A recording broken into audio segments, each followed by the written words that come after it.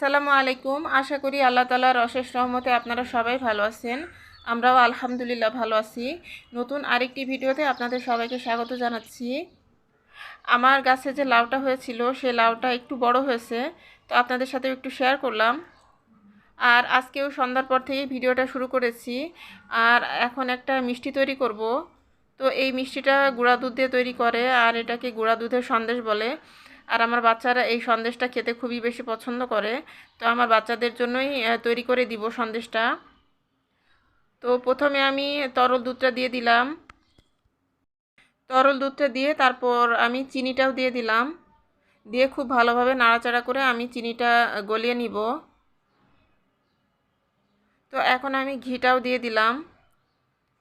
ঘিটা দিয়ে খুব ভালোভাবে নাড়াচাড়া করে আমি ঘিটা গলিয়ে নিব।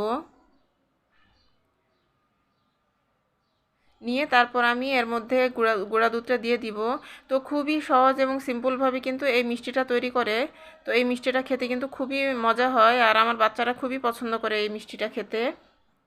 এই সন্দেশটা খেতে আমার বাচ্চারা অনেক বেশি পছন্দ করে, আর কয়দিন পর পরই বলে বানিয়ে দিতে। তো আমিও বানিয়ে দেই।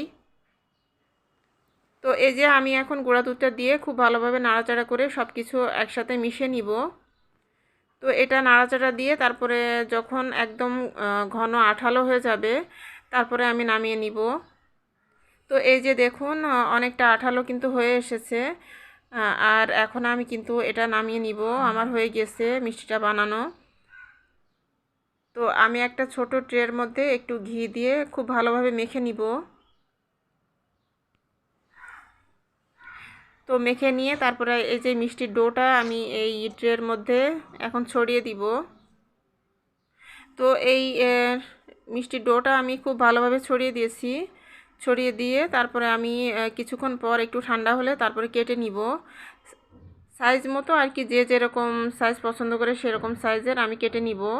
তো আমি এভাবেই স্কোয়ার শেপ করে আমি কেটে নিতেছি। আমার বাচ্চারা তো এই মিষ্টিটা ঠান্ডা হওয়ার আগেই খেয়ে ফেলে, কারণ ওরা এতটাই পছন্দ করে, আর এটা আসলেও অনেক বেশি মজার হয়। তো এখন আমি একটু সামান্য ডেকোরেশন করে নিতেছি, একটা করে কিশমিশ দিয়ে দিচ্ছি। তো কিশমিশটা দিয়ে তারপরে আমি বাচ্চাদেরকে দিয়ে দিব, বাচ্চারা খেয়ে নিবে। আর আমার হাজব্যান্ড তো মিষ্টি জিনিস একদমই খায় না, তো উনি তো খায় না, তো বাচ্চারাই খায় এটা। আর আমিও এক পিস খেয়েছিলাম।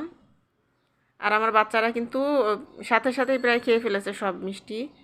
আর এই যে আমি একটা আপনাদেরকে একটু দেখিয়ে দিচ্ছি যে কেমন হয়েছে মিষ্টিটা। তো মাশাআল্লাহ মিষ্টিটা অনেক মজার হয়েছিল।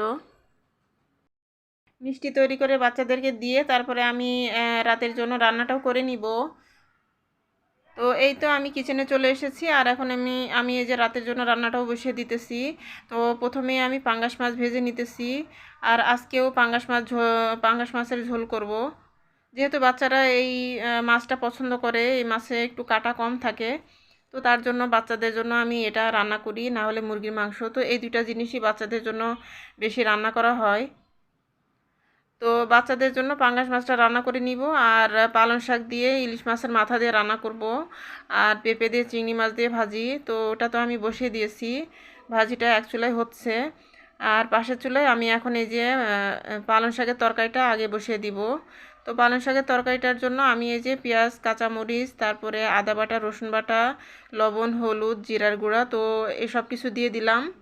দিয়ে খুব ভালোভাবে নাড়াচাড়া করে ভেজে নিলাম। নিয়ে তারপরে আমি ইলিশ মাছের মাথাগুলো দিয়ে দিতেছি। আর এর মধ্যে আমি দুইটা চিংড়ি মাছও দিয়েছি, যদি বাচ্চারা খায় তো সেজন্য। আর এখনই সামান্য পানি দিয়ে আমি সব কিছু খুব ভালোভাবে কষিয়ে নিব। কষিয়ে নিয়ে তারপরে আমি পালং শাকগুলো এখন দিয়ে দিতেছি। তো খুবই নরমাল এবং খুবই সিম্পলভাবে আমি পালং শাকটা এভাবে রান্না করি। যে কোনো মাছ দিয়ে আমি এভাবে রান্না করি। আর পালং শাকের থেকে তো প্রচুর পানি বের হয়, তো আলাদা করে আর পানি দিই না। তো এখন আমি ঢাকনা দিয়ে ঢেকে শাকটা রান্না করে নিব। আর পাশের চুলা আমি পাঙ্গাস মাছটাও আমি বসিয়ে দিতেছি। আর মশলাটা খুব ভালোভাবে কষিয়ে নিলাম। নিয়ে এখন টমেটো কুচি দিয়ে দিলাম। দিয়ে সামান্য একটু পানি দিয়ে আবারও একটু মশলাটা খুব ভালোভাবে কষিয়ে নিব। আর কয়েকটা আস্ত কাঁচামরিচও দিয়ে দিলাম ফ্লেভারের জন্য। ভিডিওর এ পর্যায়ে সেই ছোট্ট কথাটা মনে করিয়ে দিতে চাই যে আমার ভিডিও যদি আপনাদের কাছে একটুও ভালো লাগে তো আমার ভিডিওতে একটা লাইক দিতে ভুলবেন না। আর আমার চ্যানেলটাকে প্লিজ সাবস্ক্রাইব করবেন এবং আমার চ্যানেলের সাথেই থেকে যাবেন আমার বন্ধু হয়ে।